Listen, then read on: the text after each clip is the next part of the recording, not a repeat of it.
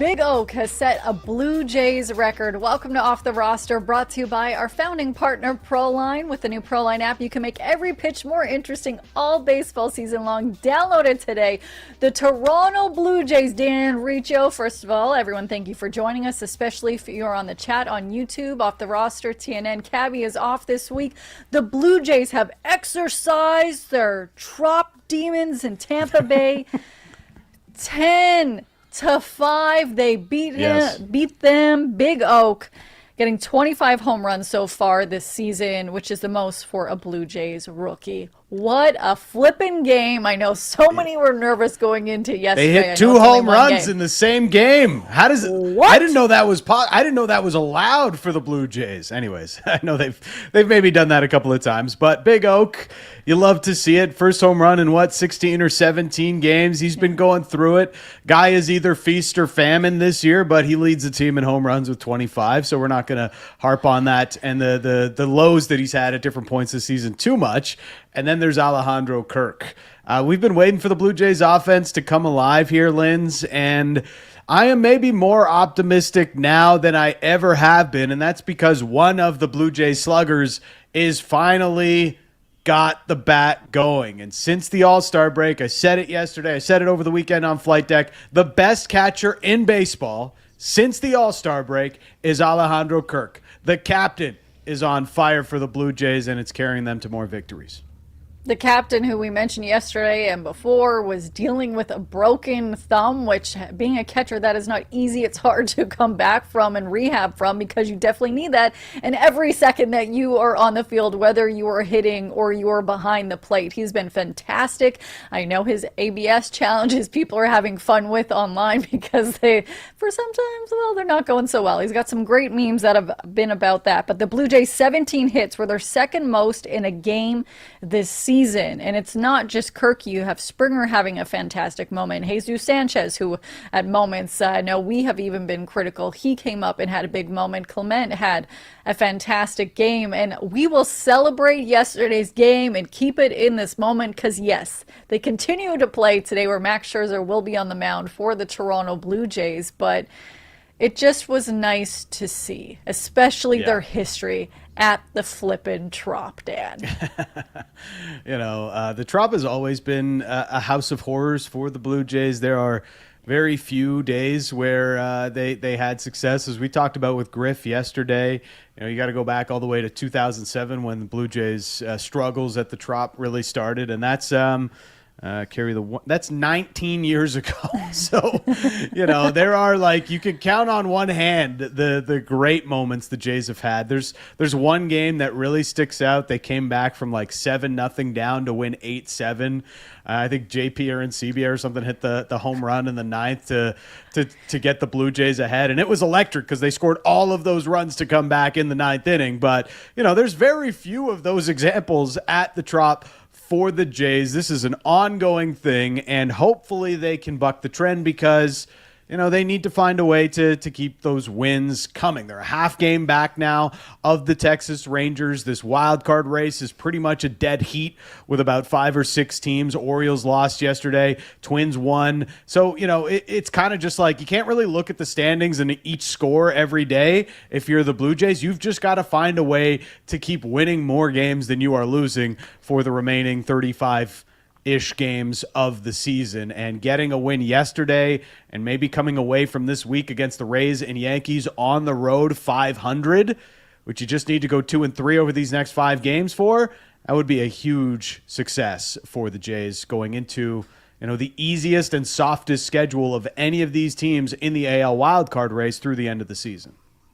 We're going to continue the Blue Jays talk in a moment with Rob Wong, who we've had on the show before, who will host the amazing podcast 3 Up, 3 Down pod, also with the Toronto Sun and Post Media. We also will have Chelsea Leite on, who, if you listen to the Hello and Welcome pod, is a regular on Wednesday for Tempo Time, because the Toronto Tempo hosting the Indiana Fever yesterday. And, of course, Caitlin Clark Fever made its way north of the border for the first time. Unfortunately, the Tempo's losing streak continues. They are now on an 11-game losing streak. But when we talk, maybe give them a little bit of sympathy because they're dealing with some injuries.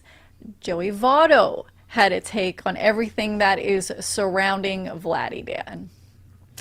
Yeah, this was an All I interesting was one. really trying to point out was there's something going on technically. Obviously, if the ball's not going over the fence, clearly it's showing up. My question is there some sort of hangover from the World Series? And the other thing I want to say is, from 26 to 27, in my experience, my bat slowed. And I'm wondering if technically... That age. Yeah, I'm wondering if technically Vladdy has the ability to adjust and simplify his swing because he's been handed this till 40 years old contract. You know, when you get handed a 10-plus year contract, it's an immense responsibility for two reasons. First of all, obviously the relationship, but you also have to think big picture. How do I perform with excellence at year 5, at year 8, at year 10? Those are interesting thoughts from Joey Votto, who can break it down well enough for the regular folks like us to kind of understand it with Vlad. And that's what I like about the way Joey Votto is approaching this. And he's got a lot of experience being the guy that everybody's looking to because you've got the big contract. You're supposed to be the MVP of the team, and he was an MVP of the league. These are all things Joey Votto experienced in his career, so he can relate to maybe what Vladdy has been going through. And at times, it doesn't take a rocket scientist to watch Vlad and just see the weight of the pressure as his season started to sort of spiral down the drain a little bit, continue to weigh on him and just compound the issues that he was finding himself in earlier this year. And you go back to Alex Rodriguez. How many countless NHL players have we seen that you get that massive contract and you just feel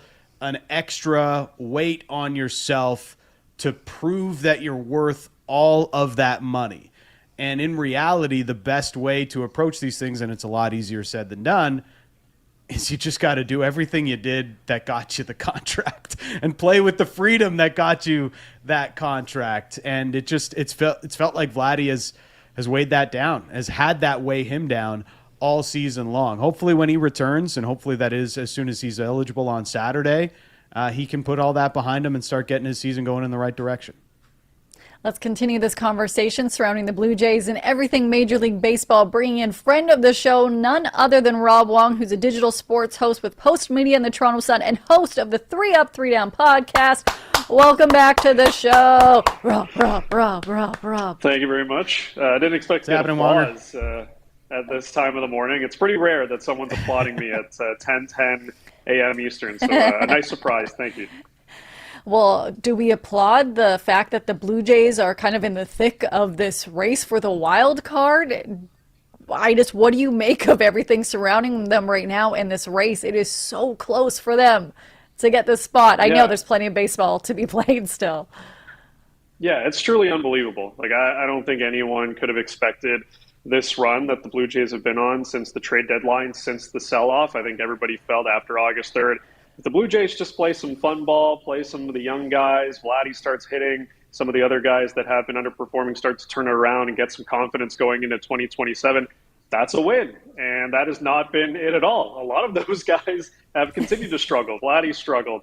George Springer is banged up right now. And you've got some of these young kids that have come up, Charles McAdoo, Brett Bateman, of course, Alejandro Kirk, who I'm sure we'll talk about, is on a remarkable run. And here the Blue Jays are 10-5 since that trade deadline, and they're right in the thick of this in the wild card race. So there used to be an old Twitter account, it's not run anymore, called Can't Predict Ball. You can't predict ball. And constantly they would just tweet out stuff that is improbable in the game of baseball. And I think we're seeing that almost every night with this Jays team. Had you told me last night they were going to score 10 runs at the Trop and hit 3 home runs, I would have thought it's impossible. But it happened because, as the saying goes, you can't predict ball. And every night it's just something new that this team does that is just really, really fun to watch right now and has the city ablaze with Blue Jays fever once again.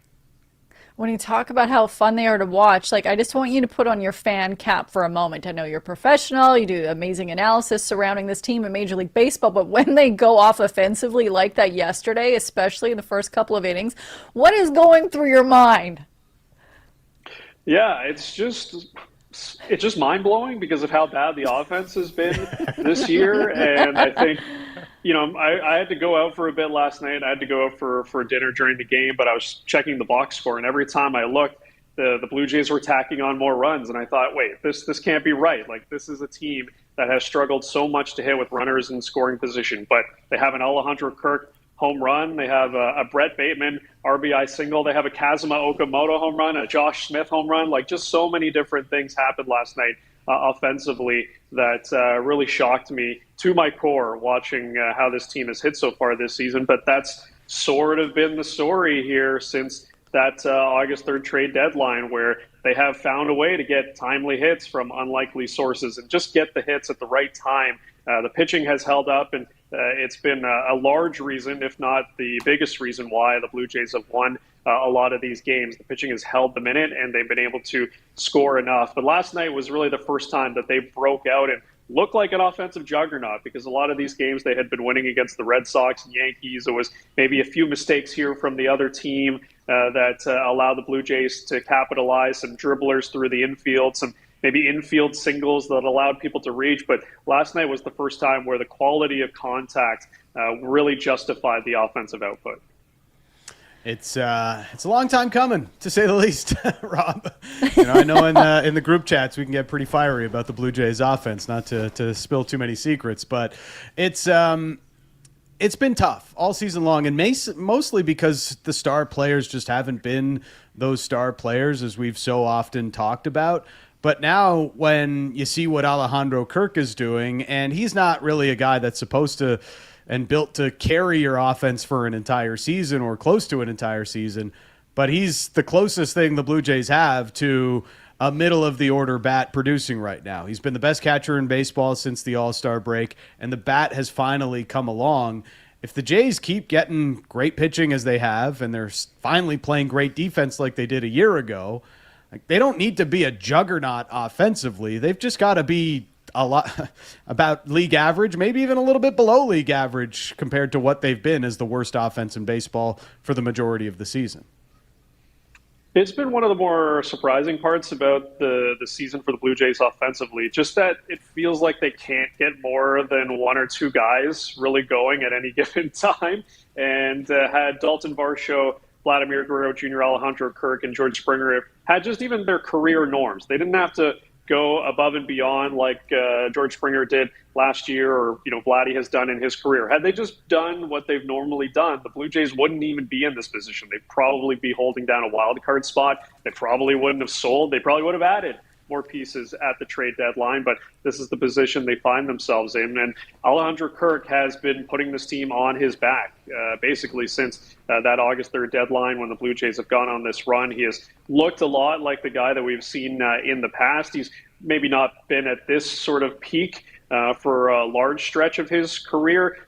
He's usually, a well above average hitter, but right now he's just on another level, and I'm not sure he's going to be able to keep it up forever. I don't think many players can, but the Blue Jays are definitely going to take it at this point. But as you said, they just need to hit average. They don't need to be the LA Dodgers. They don't need to be the New York Yankees when they're at their best offensively. They just can't be the worst offense in baseball. If they're middle of the pack and they continue to get this pitching, they're going to win a lot more games down the stretch. So you're going to take the peaks, of course, when you're getting it from guys like Alejandro Kirk, and I'm sure when he slows down, someone else is going to be able to pick him up. But until Vladdy comes back and can be the hitter that I think we all know he can, it's going to have to be by committee, and it's going to have to be the Charles McAdoo's and Brett Batemans of the world and Nathan Lucas, and the list goes on and on and on. But as you said, they just can't be the worst offense in baseball. They need to be slightly better than the worst, and if they get that, they're going to have a shot any given night.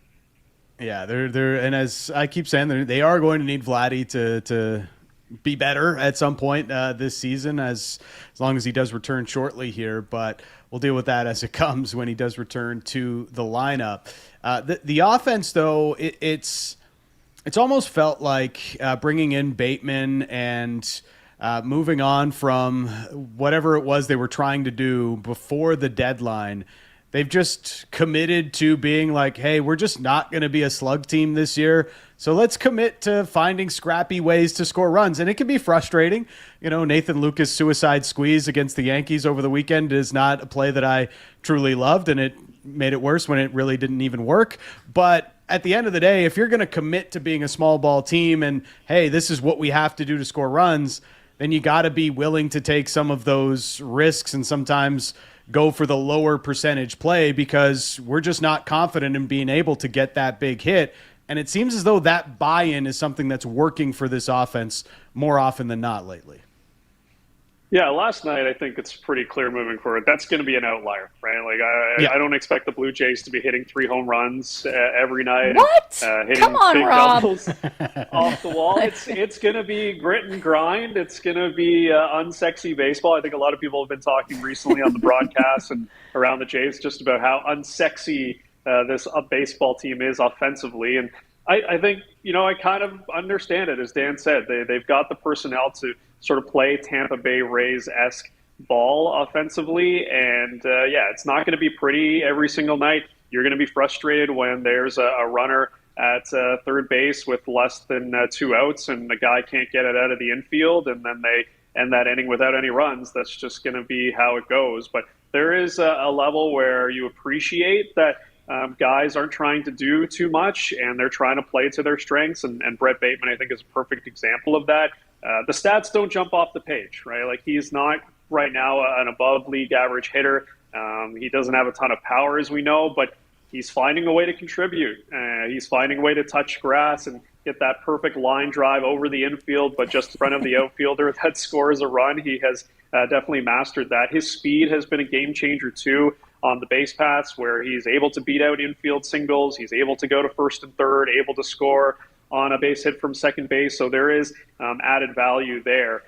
But yeah, more often than not, this offense is going to make you want to pull their hair out. But, there is a level of this city loves their grinders and their blue collar guys. And right now this is a very blue collar offense. So if you can sort of lean your hat on the fact that these guys are going to go out there and battle their butts off, some nights it's not going to look great, but they're going to give it 100%. I think there is something there that the fan base can at least grasp onto and enjoy the fact that these guys are going to be battling every night and leave the cards on the table, and whatever happens, happens.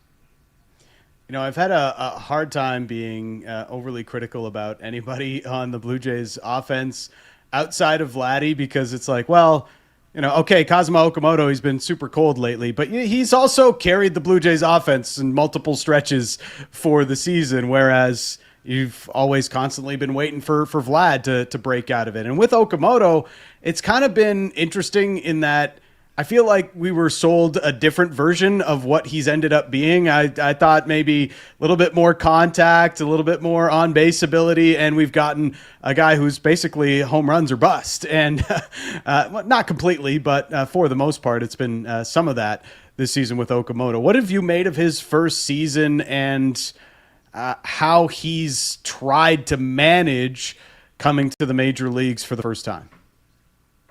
Well, it's clearly been an adjustment for him, and totally understandable. You look at a lot of the pitchers around Major League Baseball, and you just don't see that kind of stuff in Japan from the pitchers over there. And there have been some really high highs and some pretty low lows. So I think if you take the totality of the season, the year that he's had, I'm pretty sure anyone would take it. For a guy to have 25 home runs, setting the rookie record in franchise history, producing the way that he has, it's hard not to feel like this has been a win, especially when you look at the season a guy like Bo Bichette is having, and had the Blue Jays kept him and played him in the infield here, maybe you're not having an even worse offensive season, because Okamoto, as you said, has carried the mail at times for this team. I also do wonder how much it has hurt having a guy like Minutaka Murakami doing what he's doing in Chicago. Both guys coming over from Japan, experiencing Major League Baseball for the first time. And on the one hand, you've got Okamoto, who's had his struggles. And on the other hand, you've got Murakami, who seemingly every scout got it wrong, that this guy can't hit Major League fastballs and can't hit velocity. And here he is, pounding 450-foot home runs off Kevin Gausman opposite field at Wrigley Field. So maybe that has hurt Okamoto a little bit, that there's sort of another comparable where a guy is having so much success. And they're different hitters, of course, and you can't compare one to the other, but the adjustment period for one has clearly been a lot shorter and a lot easier than it has for Okamoto, who right now is just not getting any fastballs at all. Their teams are throwing him spin, throwing him off speed, and we finally saw him attack an off-speed pitch last night, hitting that changeup off Steven Matz for a massive home run. So maybe that's the period now where he's like, you know what, I'm just going to sit off speed and breaking balls. Like, they're not going to throw me fastballs. If they do, whatever, I'll spit on it. I'll wait for my pitch. And maybe he's finally coming in tune with that. So overall, I mean, you can't be disappointed with the season he's had. And I'm interested to see how he goes into next year, because he's going to have to make some adjustments. I don't know if he can continue to strike out the amount that he is right now. But if this is what he is ultimately for the entirety of his contract, he's an above-average hitter. He's going to go on some runs where he carries this offense. And, if he's batting sixth or, fifth, sixth, or seventh in your lineup and doing this, I don't think you can complain about what you're getting from Kaz Okamoto. When we talk about rookies, maybe some disappointment of the season, Rob, I need you to bring out the crystal ball right now, because yesterday in Tampa, we saw some of the guys who are recovering from injuries, being Cody Ponce and Addison Barger, but we also know we got a bit of an update on Trey Yosavage, who got surgery not too long ago, from Schneider saying that Yosavage resumed throwing from flat ground at the Blue Jays Player Development Complex in Dunedin. If the Jays do happen to go on a magical run, getting into maybe a little wild card spot or anything, do you think we may see Trey at the end of the season? Because I think, if you went online when anybody saw this update, they're like, oh, he might be coming back next week. Like, that's too soon. It's not going to be next week. Yeah, it does seem possible. I think when we all saw the injury and then we heard him going to a specialist, and you're thinking, oh, surgery, that can't be good. And we're so close to the end of the season, he would have to ramp back up and get ready for a potential stretch run here at the end of the season. But it does seem like it's a possibility. I don't know what I would put the percentage at necessarily, but it's clearly not zero. The Blue Jays do feel that there is a runway for him to get back, and kind of similar to what we saw a year ago, where the Blue Jays needed him at the end of the season to hold down the AL East title, and then, of course, what he did in the postseason. So it's been a mixed bag for Yosavage this year. Injuries, of course, have been a big reason why he has not been able to have the same success. But I think people also forget, this is his first full season in Major League Baseball, and teams are getting a look at him for the second time, and he's trying to figure out how to navigate all these different Major League Baseball lineups and not just the minor league. So he set the bar so high last year that I think everybody feels like this guy, if he's not an ace or a Cy Young candidate, maybe it's a bit of a disappointment. I think that's obviously a big stretch, but he's such an important piece to this rotation. And if they can get him back, even if it's for the final week of the season, or like you said, they get into a playoff game or a playoff series, I should say, having that 1, 2, 3 of Cease, Soriano, Yosavage in whatever order is just such a huge boost to this team. And that's why I've said that with the way the pitching is gone, and you look at the bullpen with Varland, Rogers, and Miles, it would be so disappointing for this team to waste a year and not get into a playoff series, because in a 3-game series or in a 5-game series, when you've got that pitching, you're going to have a chance. And I think it'd just be such a shame if the Blue Jays were not able to get into a spot where we could see what they could do with those arms that they have this year. Special shout out to Mike joining us in the chat for the first time today. Everyone join us right now on YouTube, Off the Roster TNN. Let us know how you're feeling about the Toronto Blue Jays right now. And Rob, I know I'm just going to ask about a pitcher that a lot of people don't want to hear about or care about, or maybe are not talking about today, but you had the chance to speak to knuckleballer on the team for now, Matt Waldron, pretty much immediately when he was brought to the organization. Can you talk a little bit about that conversation you had with him, how he kind of developed the knuckleball, even discovered he had it? And I understand it hasn't been the best outings for him lately, but I still think it's very interesting because we don't see a lot of these guys in Major League Baseball. Yeah, Matt pitched pretty well in the 2 games before I talked to him, and he's so had it's a bit of a fault. tough time since. So, yeah, my bad, Matt. You can put it on me. The blame is on me that it's been a tough go for you of late. But, yeah, it was just cool to talk with him. Super nice guy. Obviously, you don't see many knuckleballers around Major League Baseball these days, and Toronto fans, of course, very familiar with one R.A. Dickey, who is pretty polarizing at times. But what's cool about Waldron is that he throws a really hard knuckleball.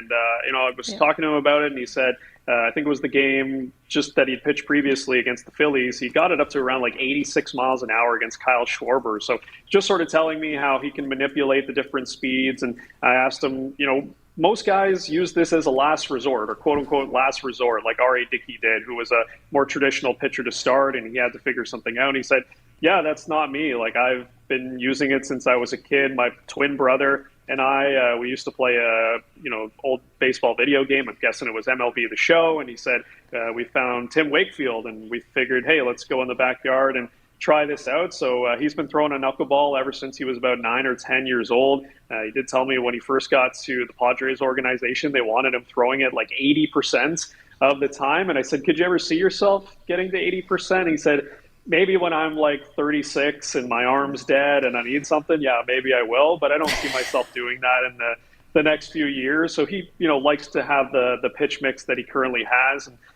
it's been a tough go for him of late. And there's a reason why he was designated for assignment and why the Blue Jays were able to grab him from the Padres. It's been a tough go for him the last couple of games here, and we'll see what his future holds. When you're a guy on the fringe of the roster, as we've seen with the Blue Jays recently, they've made a lot of different changes on that end. But at the very least, Matt Waldron, super nice guy. It was great to chat with him. And knuckleballers, we don't see them very often. They are a dying breed. So I hope more people pick it up because it's such a fun and cool pitch when there's guys around Major League Baseball that can do it.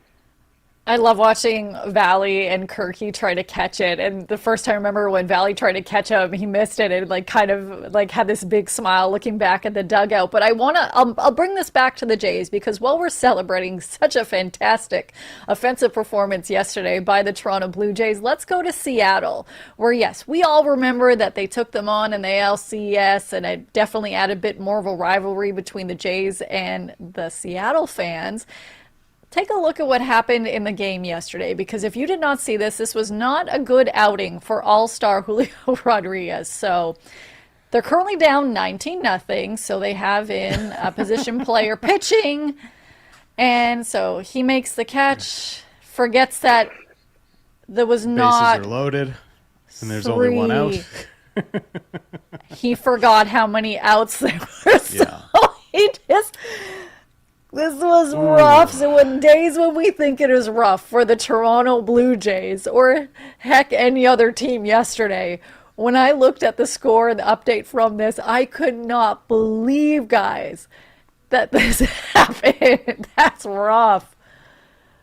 Biggest shutout win since the 1800s, I think. Oh, jeez. Like, I can get it. You're in a game where you're down 19-0 and you're a little checked out, right? Pete Crow Armstrong said it himself. The leading MVP candidate in the National League said, there's just some times where you got to shut your brain off and you just got to, not pay attention to what's going on. And maybe that's what was going on with Julio Rodriguez. I'm sure if you asked him, and I don't know if he spoke about it post-game, but clearly unacceptable. Like, that just can't happen when you're one of the leaders of the team. It did make me think, though, for all the flack that guys like Vladimir Guerrero Jr. and some of the other guys on the Blue Jays take for quote-unquote laziness or not running out a ground ball. I mean, those things happen all around Major League Baseball, but I don't remember the last time Vladdy did something like that. And, Julio Rodriguez is supposed to be a leader of the Mariners, and he's going out doing something like that.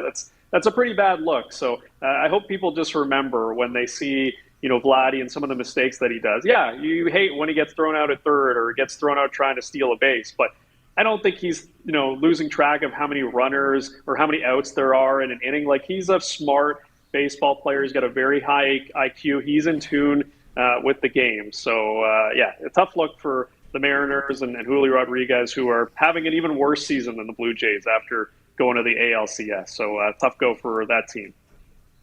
I'm still debating with myself if Simeon Woods Richardson and Brandon Valenzuela knew that there was still just the one out in the fourth out play last week against the Red Sox, because there was the quick smack in the glove, but then also he's like, hey, no, go throw to first because we still got to get the second out. So it felt like the Jays did know how many outs there were, whereas the Red Sox clearly did not. Defense is not something you can hack on the Blue Jays too much for this year, especially Vladdy, who's kind of played Gold Glove defense, even though the bat has not been there this season. So, okay, Rob, the Mariners are kind of out of it. This wild card race, you got the Orioles, you've got obviously Minnesota right there, half game back alongside the Blue Jays, and the Rangers currently lead it. There's also the Tigers, who've got the best run differential of all the teams, but they sold off Tarek Skubal and Casey Mize at the deadline, even though they're right in the thick of this race as well. Which of these teams most scares you for the Blue Jays as, one that is maybe got a chance to get hot and change the way this wild card race currently looks? Yeah, it's going to be interesting because I think a lot of people are looking at the strength of schedules for these teams, and I think there is some value to that, of course. It gives you a sense of how many teams close to or above 500 a team is going to take on, but I think it doesn't always calculate in the starting pitcher for that day. If you're, the Texas Rangers and you've got to take on the Blue Jays, are you facing Max Scherzer or are you facing Dylan Cease? That makes a big difference in your probability of winning that game. So I think just overall, though, it's going to be either Texas or potentially, Detroit or Minnesota, I think scares me. And the only reason I say that is because the divisions that they play in. The Texas Rangers get to play against the Oakland A's and the LA Angels, and the Tigers and the Twins get to play against the Royals, and they get to play against each other. So there's definitely a little bit of margin for error with them. But I think, with the Blue Jays, they're definitely in this, only because of their schedule after these series against the Rays and the Yankees, where it really does open up for them. And they're going to get to face some of these teams that are in front of them. They've got another series against Texas. And to be honest with you, I feel like that's what it's going to come down to. It's going to come down to that Texas Rangers Blue Jays series at the midpoint of September from the 18th to the 20th. And I think by then, either, the Rangers are going to be able to pull away, or maybe it's the Jays pulling away, having jumped the Rangers. So I can't not shake that feeling that the season for the Jays is going to come down to those 3 games against the Rangers. And unfortunately, it's going to be on the road as well, which makes it a little bit more challenging. But yeah, I think to answer your question, I feel as though maybe it's the Rangers that are the team that gives me the most concern, just because I feel like they can swing the bat a little bit. There's some pretty nice offensive pieces, and they've got some pretty decent pitching. But yeah, it's been such a crazy wild card race that I'm probably going to be wrong. So maybe it's the Baltimore Orioles, who I haven't even mentioned, that can swing it a little bit. But I don't even know where to go. But it's just kind of blowing my mind. But I'll stick with the Rangers. Maybe that's the one team that I feel that could really give the Jays a run for their money. It's one thing, we just can't make sense of anything that's happening right now in that division and the run. Also, it's just in my head. I had written off the season. No, I mean, Dan wrote off the season pretty much during spring training. Well, that's not true, Lindsay. Okay, Third game in. I was making sure everybody knew some of the issues this Blue Jays team might run into, and I was right about most of them. So. Let's just say that, because the playoff odds were not looking very good for a long time, and your bet was looking pretty good. So this would be a pretty bad beat on your end if the Blue Jays do find a way to make the playoffs. Not me. I'm like, world champions. Yeah. They're going to be world champions. No, I don't actually believe that right now, but I would love for them to make the playoffs because it is entertaining right now. But I don't want any of us to feel the way that this amazing, adorable dog felt yesterday. We know I love a good bark in the park. This dog has went viral because it was raining. Is this not the saddest video you've ever seen in baseball?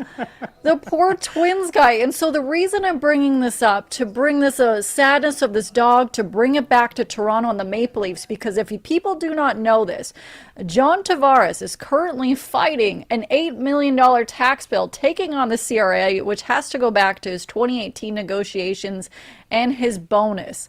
Man of the people has Johnny T right now become a somewhat hero of the everyman guys. I think, honestly, like, he's one of us. One of us. One That's of what I us. was, One of us. Yes, fight the tax man. That's what we all want. But we all pay our taxes, of course. It's actually a really interesting story with John Tavares and this whole thing. And I know they've gone after Jose Bautista and Josh Donaldson in the past from a Blue Jays perspective. But even though the NHL is changing how signing bonuses are doled out, essentially what Tavares is fighting here is that when he first signed with the Leafs, he had a $15 million signing bonus, and they want him to pay tax on that, and he feels he paid tax in the U.S. He shouldn't have to pay tax in Canada on it as well. So it's kind of a messy situation. And for basically all professional athletes, and what do we talk about in the NHL all the time, Rob? Well, look at all these tax haven states and how NHL players gravitate over there because it's just a lot easier for them with no tax, no state income tax. And if this is something that sides in the way of the CRA, it may be even tougher for Canadian NHL teams to lure big-time free agents to their markets because of what this decision might end up being. So Tavares is not just fighting for himself, but he's potentially fighting for the health of Canadian NHL teams at the same time. Yeah, it can't be easy going through what he's going through right now. It's been a few years, right? Like, it's not like something that just happened a few months ago. He's been battling this for a while. And like you said, he's trying to do this for the future of a lot of these athletes. And by all accounts, I mean, he did what he was supposed to do. I'm sure he got very fine financial advice to how to go about this legally. And clearly he feels like he's not in the wrong and that he played it by the book. It's not as if he was, with some tree planting organization or investing in some third division men's pro soccer team. Like, he was, doing it above board. So John Tavares has been allegedly, right? Yeah. So John Tavares has been a stand-up guy for his whole entire career. He's never been caught in anything that would be remotely close to hot water. So it's kind of weird that, John Tavares might be in some trouble here with the tax man. I always want to think like The Simpsons, right? Like, the finger thing means the taxes. Like, is someone doing that in the courtroom when John Tavares is on the stand? That's what I want to know. Oh my gosh. Well, I'm sorry, I just absolutely derailed our Blue Jays conversation to that, but it's just, I loved in the chat, they were bringing it up. But Rob, in the chat, Andy, who I believe is the Andy that is a resident #1 LeBron fan, saying that if the Blue Jays make the playoffs, that Dan should have to wear a Bowser costume on the show. Do you not agree this is an amazing idea and we should go with this right now, confirming if they make the playoffs that Dan should dress as Bowser for an entire episode? Oh man, I like it. What's the reason behind that? What's Bowser? What's the relation there? I'm kind of trying to put it together. I hate the dragon. Puff the Magic Dragon, whatever we're calling the dragon. Yeah. I just not a fan of the dragon. So yes, Lindsay. We made this bet earlier this season, and it was if Vlad hit 2 home runs over a weekend. Like, who would make that bet? Of course, I was going to win. Yes. So I agreed if Vlad hit 2 home runs in a weekend against the Padres, that I would wear a Bowser costume on the show. But now, thanks to Andy, this is being brought back up on something that's a lot more realistic than Vladdy hitting 2 home runs over the course of a weekend. And I think you should wear it for the entirety of the playoff run.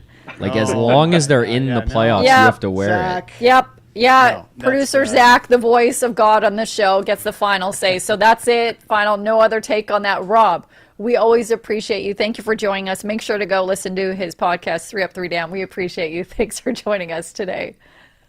Always a pleasure, guys. Appreciate it. Thanks. Thanks, Wonger.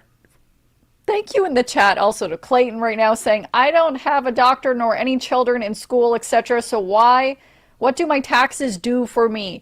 Amen. Why do I have to pay for the freaking school taxes and everything else around me? I chose not to have little ones. I'd be a terrible parent. I don't want to pay for someone else's kids.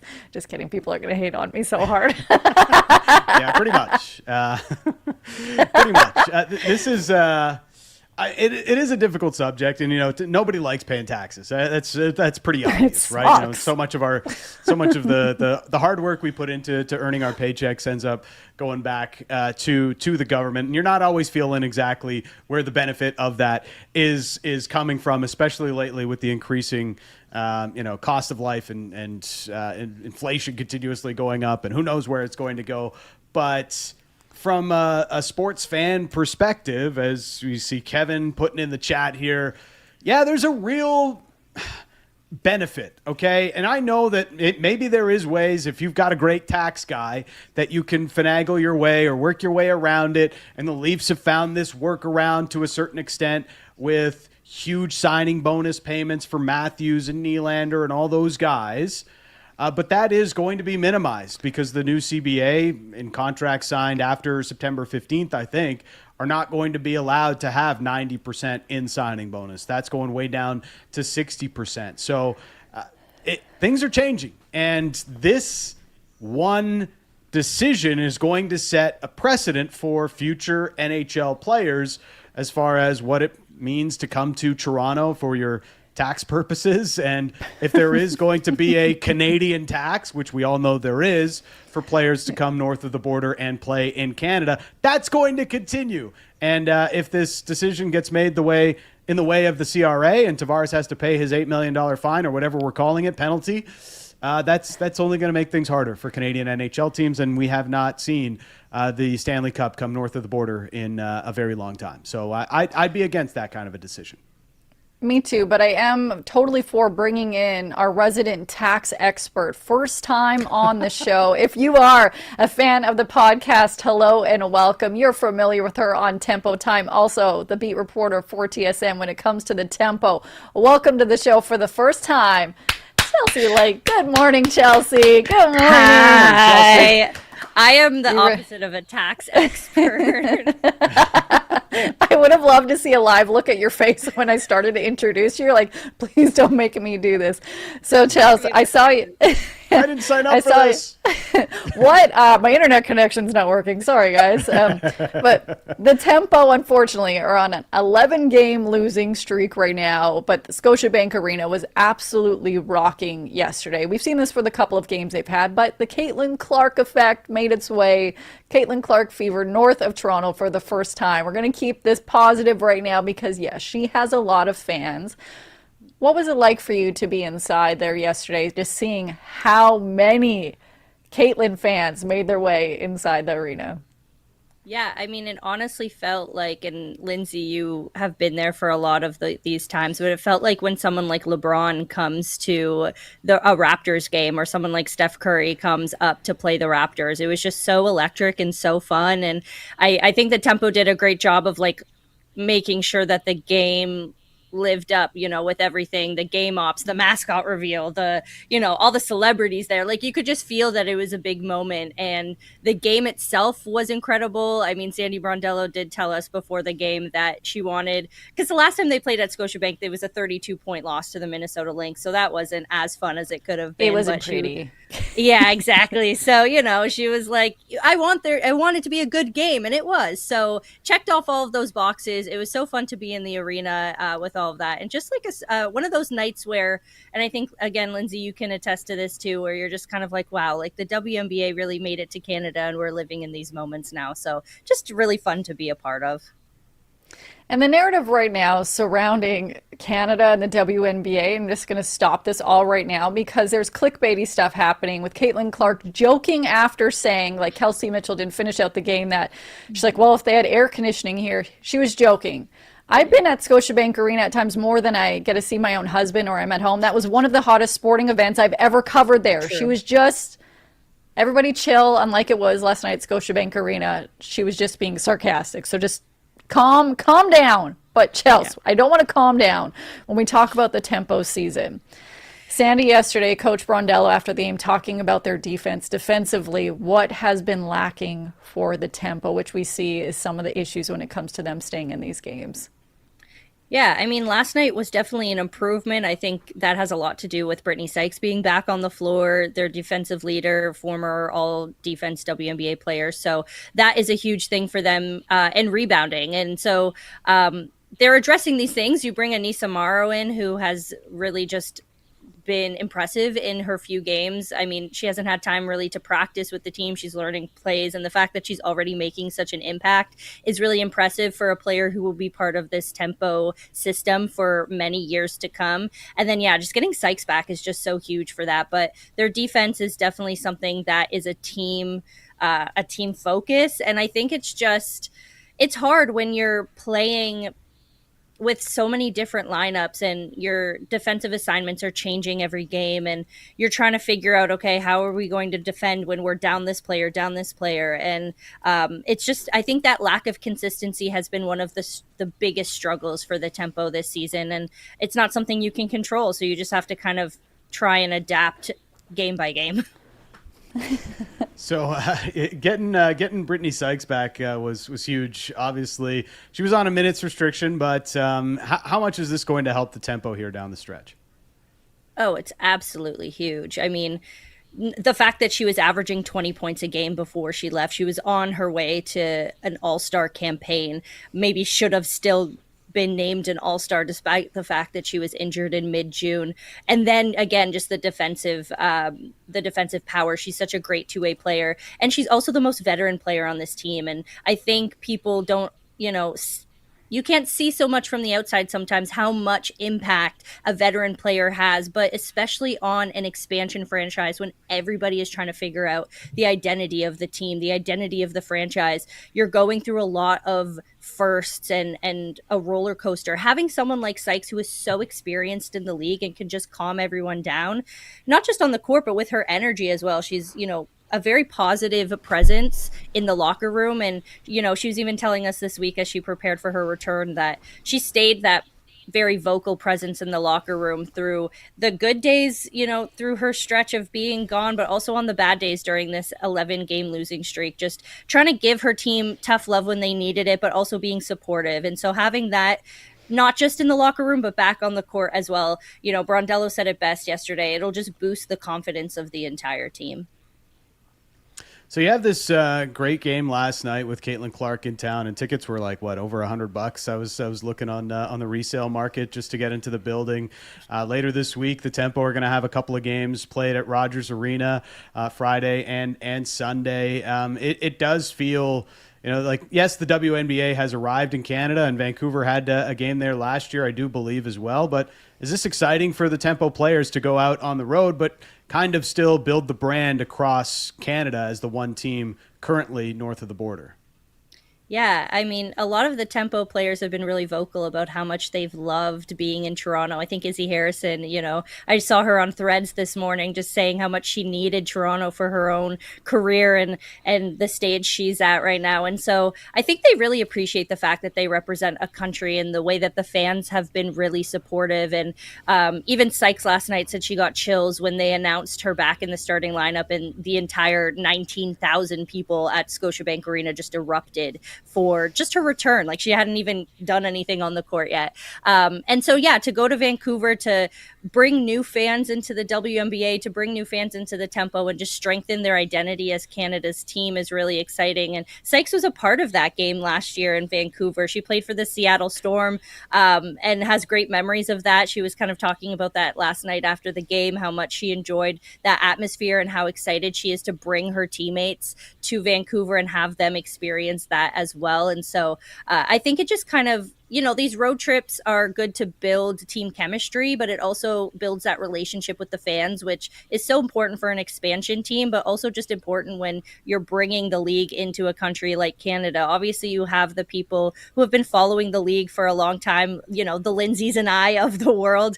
But you also have people who are just joining, the train at this moment, and it's fun to be able to go coast to coast and have home atmosphere across the country. And so Montreal was incredible, and I'm sure Vancouver will be the same. Super excited to see what the fans are up to over there.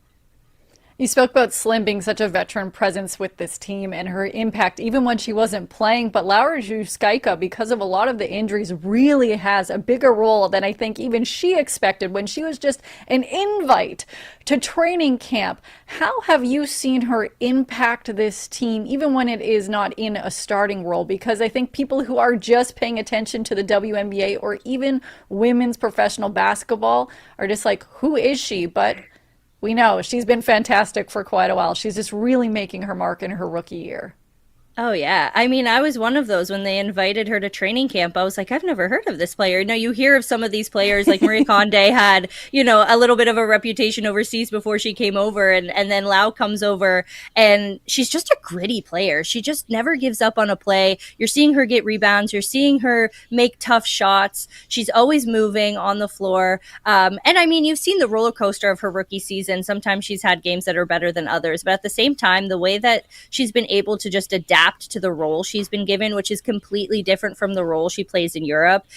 In Europe, she plays more of like a 3 perimeter guard, shooting a little bit less post play, whereas here, Sandy Brondello says, no, she's a 4. She's playing that kind of forward interior stretch. Obviously, she's, going out and shooting sometimes, but she is kind of playing that more interior role. So to be able to adapt to that while also adapting to a new league in your rookie season, maybe that you didn't expect. I mean, she has said it was her goal to come over to the WNBA for a while, something she's worked on. So it's been really cool. And I think it's just like the story of the WNBA these days, these international players getting the opportunity to come over and play in the WNBA because of the expanded roster opportunities with expansion. And I mean, on a personal note, I think Lau is truly, like, she's so funny. She's one of the most, just like, I think vocal and very outgoing players on the team. She loves joking around, and it's funny when she comes to do media. Sometimes she gets a little shy at first, but she loves to chat, and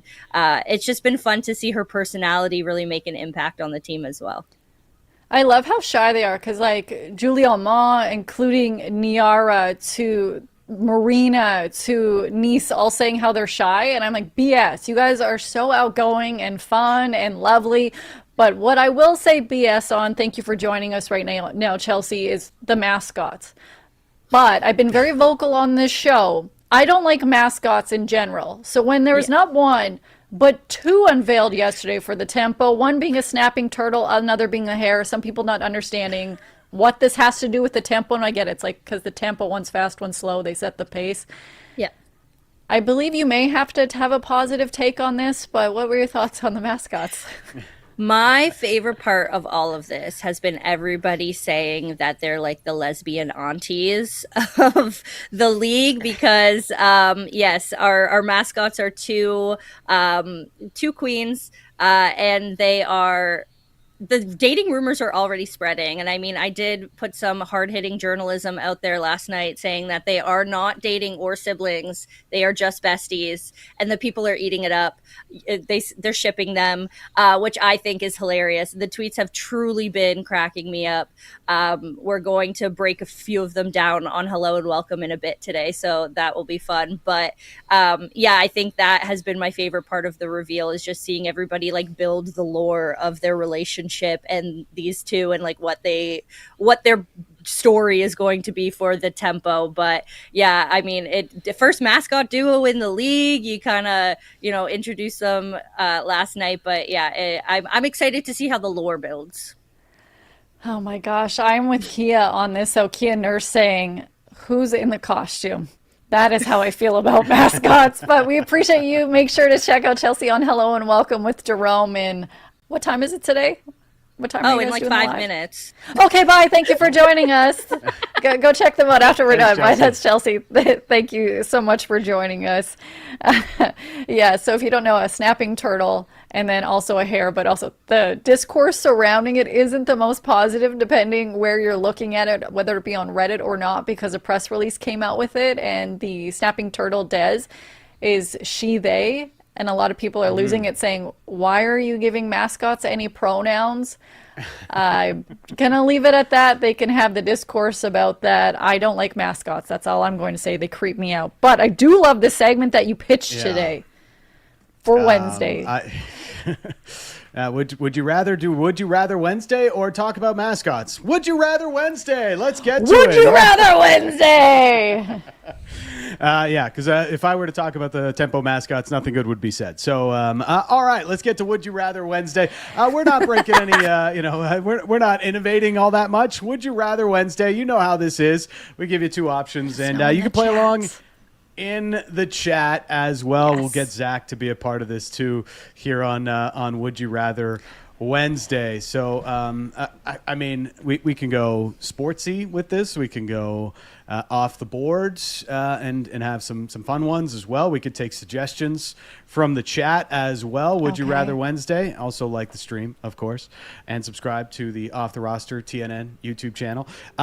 Okay, let's start with this one, and maybe we'll have to adjust it because I don't want the Jays to make the playoffs now that I'm being forced to wear a Bowser costume. Come on, Bowser. Would you rather the Jays miss the playoffs by one game or lose on the road in the wild card without playing a home game? Because like if on the road in the wild, well, on the wild card, they're making the playoffs. I've been there, and I remember sitting in the stadium covering the team when they lost. Like they were just out by a game a couple of years ago. That was painful. I also covered the team when they lost in the wild card against, what was it, Minnesota? I'd rather them make the freaking playoffs, Dan. Is this seriously a question? If you get into a wild card, you don't even play a game. It's kind of like, did it even really happen? I don't know. If you don't get a home playoff game, it is a little bit awkward. So that's why it's a would you rather. I'd still rather make the playoffs. Yeah, you say you make the playoffs because even then, it's like the year after we went to the World Series, went to Game 7. We were an out or two outs away from winning the World Series. Well, we didn't miss the playoffs the next year. We made the playoffs and you can at least put that tag on it to like kind of gloss over everything. So we made the playoffs. That's what I'd rather be able to say the year after we were in the World Series. In the chat, JP saying one game, Miss Mel saying miss by one game. And Gary, Carlton doesn't wear pants. That's why I don't understand Carlton. Why doesn't Carlton have pants on? We're not saying, now give us another. I feel like most mascots don't wear pants. This is like a thing for mascots. No pants, but they wear sneakers. They're just full on. Anyways, I'm not getting into this debate again. How much? Let's keep going with the would you rather. It seems like they're not on the same page as Zach and myself. This is a very deep, like Maple Leafs question, but Leafs are in need of defense this year, right? Like that's, we're talking about Morgan Riley and all these different. Leafs need help on D. So would you rather the Leafs add prime Thomas Caberlet to their lineup or prime Brian McCabe? What would be the better ad for this Leafs team? Me personally, I'm a big Thomas Caberlet guy. Plus, he's man of the people delivering Uber Eats. Love that.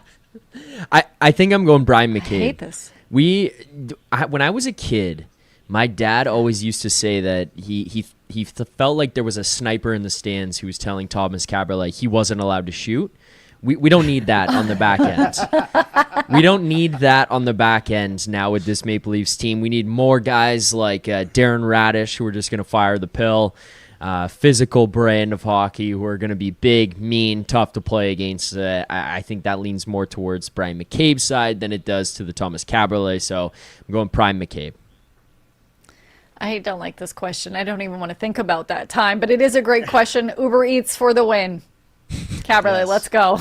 Just because Caberlet's not 7-Eleven hot dogs. Yeah, Caberlet's the choice here. Caberlet's the choice. They've kind of got their new version of Darren Radish, of Brian McCabe, the bomb from the point with Darren Radish. So now you just need to add Thomas Caberlet to the mostly mix. Caberlet in the chats right now. Yeah. I like it.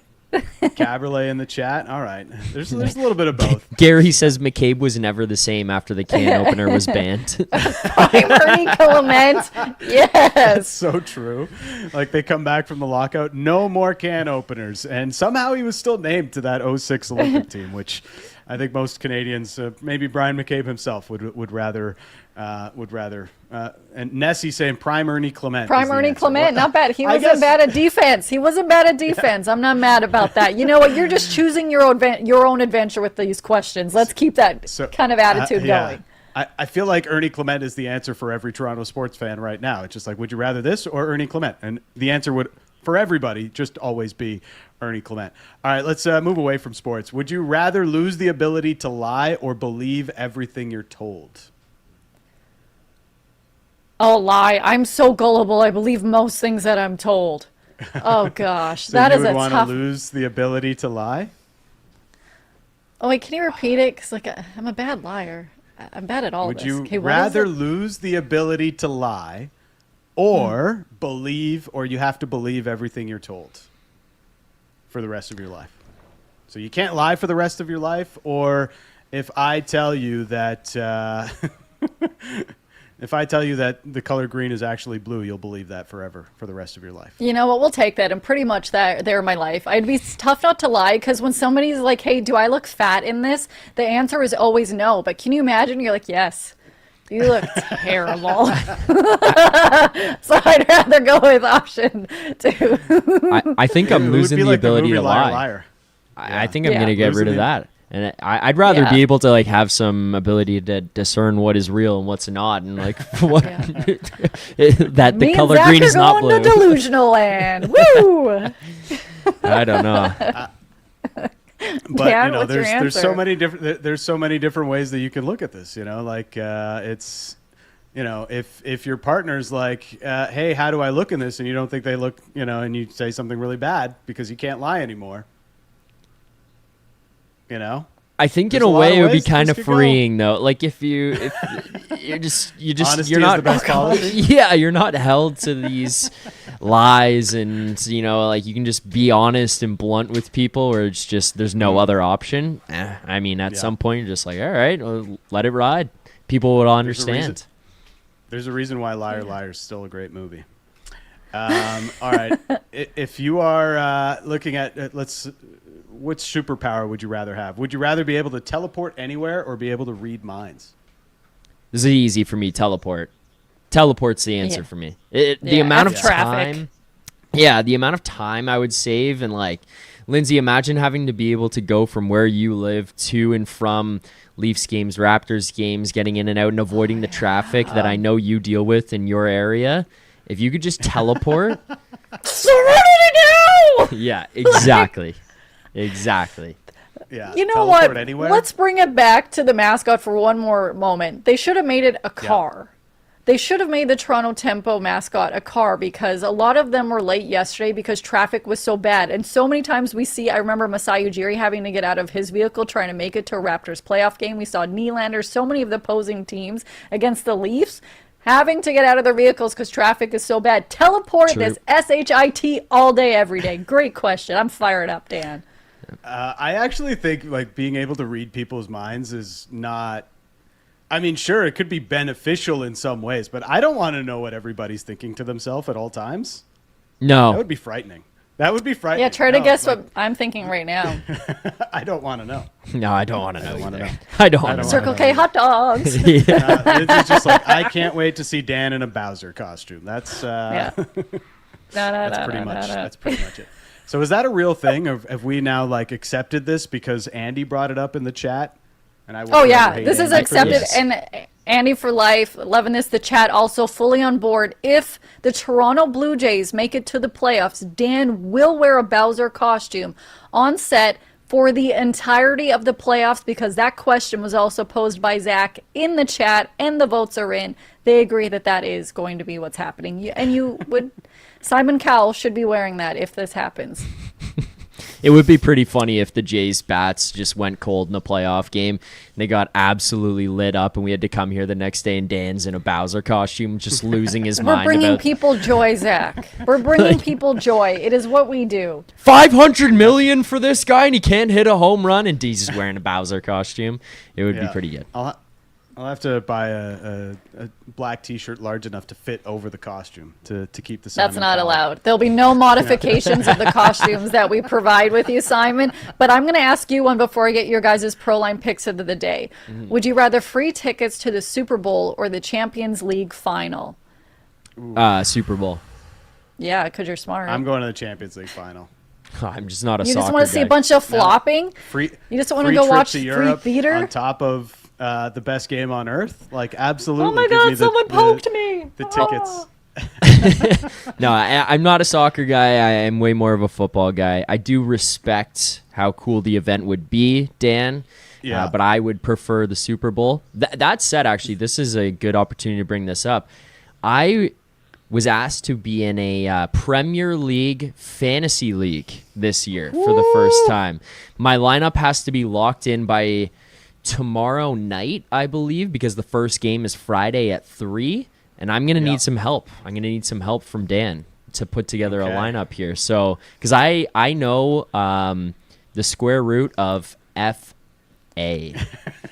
Absolutely none. That's fantastic. I've never heard that before. That is I've never heard that before. That's Americanism. I stole that one. But as we know about Zach's soccer takes, it's like, wow, the net's so big. That's how do they not? Why score? can't The you net's hit just that? So big. Why are they all trying out for best performer in a dramatic series? Is what I want to know. Best dramatic actor. Oh no! Don't stop it. There's so many compilations of how ridiculous they are. Don't please it. LeBron isn't flopping all over the place. Like you can True. At least easily he find kind a of gets LeBron hit, montage though. of him flopping. Okay, He doesn't stay on the court then for 5 minutes, kind of looking up to see if the camera's at him. Well, Like, oh my god, I'm hurt. I also have no respect for him. So I mean, it's okay. Well, neither do I. I can't believe I'm defending LeBron James right now. This is just going. I'm just angry, Dan. So on that note, I'd love to hear both of your guys' Pro Line pick of the day. This ain't the old Pro Line. The new app makes betting baseball easier than ever. Enjoy more props and same game parlays all baseball season long on the new Pro Line app. What do you guys have for us today? Today we are simply going with a happiness hedge because the Blue Jays have been hot and we want to keep the good vibes going, but I do think they are in a tough spot coming off the big win over the Rays last night. So I am fading another Blue Jays win today at the Trop and a return to the house of horrors that it has been. We're going to go -1.5 on the run line for the Tampa Bay Rays. And the good thing with a bet like this, with a play like this, is if you lose, as a Jays fan, you're still happy because it's like, well, I lost, but at least the Jays won, and they won the series against the Rays. So it's a happiness hedge kind of day for the Blue Jays against the Rays. I see your happiness hedge, but I think there's something that could make all of us as Jays fans happier, Dan. So I raise you just the ultimate happiness play because we're going to go to batter props where we can find home runs. And in there, we're going to go with an Alejandro Kirk ding-dong for today's game for your Toronto Blue Jays. Because Kirky stays hot here today. The Blue Jays stay hot here today. The Rays go down, and the Jays get themselves into a playoff spot. I believe that happens with a win here today. You guys can correct me if I'm wrong. But they're half a game back, so the math, I think that's how that works out. But anyways, Kirky home run. Jays win today. And we roll, and then Dan gets one step closer to that Bowser costume. Yes, we will try to do like all of our graphics that are somehow not going to get copyrighted from like the Mario world. It's going to be great. Maybe we'll have a new theme song, a new intro. Oh my gosh. And you know what? If they make it out of the wild card, Zach is going to dress up as princess. Thank you for joining us. I did not agree to that. We're going to be talking about baseball tomorrow. Dan, are you seriously defending it? What is wrong with you? Turn your mic off. We'll see you guys tomorrow. Well, we will continue our Blue Jays talk and hopefully another win. Thanks for joining us. What's wrong with you, Dan? If you want more off the roster content, make sure to like and hype this video and to subscribe to the Off the